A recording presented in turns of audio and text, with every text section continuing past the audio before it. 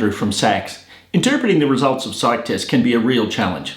Years ago we got involved in psych testing, and the main objective was to try to come up with methods of reporting which would be easier for people without psych training to interpret. And those methods continue today.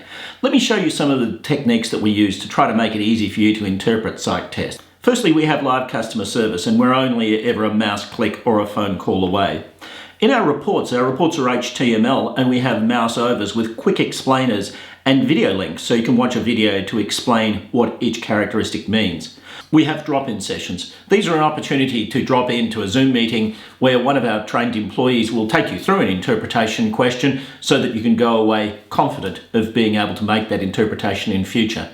We have interpretation clinics. These are slightly more formal exercises where we take questions from people, and myself or one of my colleagues will take you through a full interpretation in a kind of a coaching format. Usually they run for about an hour, and again, our events feed will tell you when those are happening. And finally, we have a learning and development program. The learning and development program for SACS is very popular. We have hundreds of people at each of our events, and they're typically things related to organisational psychology and how to achieve greater productivity and well-being in your workplace. But they're an opportunity to learn a lot about psychological measurement as well, and you will be kept up to date with those events. If you want help at any time, as I mentioned earlier, just be in contact with us and we'll do what we can to make the path as easy as possible to excellence in psychological measurement.